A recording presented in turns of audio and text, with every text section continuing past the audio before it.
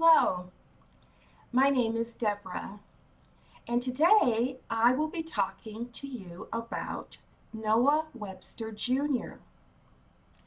Now, I chose him to talk about as my historical figure because he was born in Hartford, Connecticut.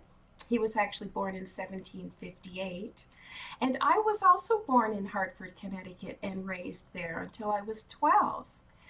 And it's an interesting thing that many people from Connecticut and that area have a passion for learning and teaching. And Noah Webster was no exception. Now, he wrote a book called An American Dictionary of the English Language, and he wrote that in 1828. It was actually published. And that dictionary is a book that we still know today as the Merriam-Webster Dictionary. But that didn't happen until I think it was the 1980s that Merriam purchased the Webster rights. So prior to that, the dictionary was known as Webster's or Webster's Dictionary. Now, he's an important figure because he contributed so much to the founding of America. And I share with him his love for America and the English language. Not only did he write the dictionary, he was such a prolific writer that he lobbied for copyright laws and was successful in instituting them in America.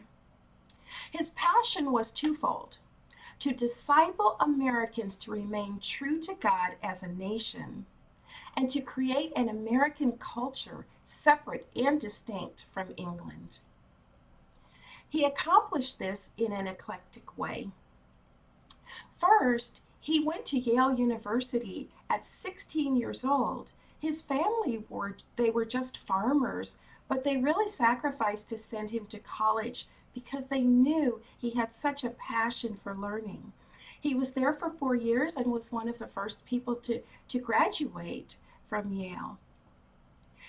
He became a teacher when he graduated, and his focus was on character building and the spiritual aspects of education. He truly was serious about academics, but he felt the spiritual aspect of a person was even more important than that.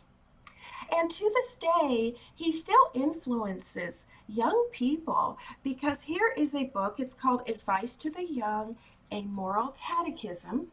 And this is still available. You can get this on Amazon.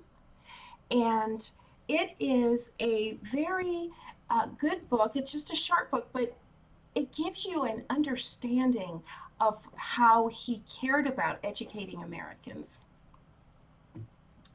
Now, he was also an epidemiologist. He studied diseases and he found causes. It was interesting that even though he found causes, they were not always accepted by the medical institution, which is sad because 100 years later, when he researched yellow fever, which broke out during his time, they came to the conclusion that he had been right all along.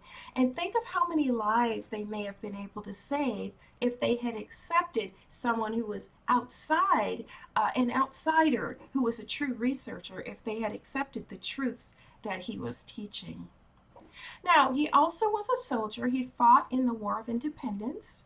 He was an influencer. He actually influenced the Constitution, and some of the wording in there, such as things where we are trusting in God and where we are having faith as a nation, he influenced the writers to put those things in the Constitution. He was also a preacher of piety and holiness and morality.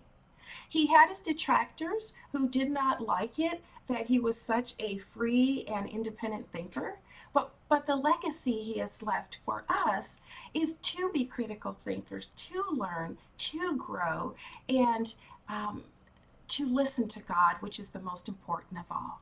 So I thank you for watching my video, and I hope you will look further into Noah Webster.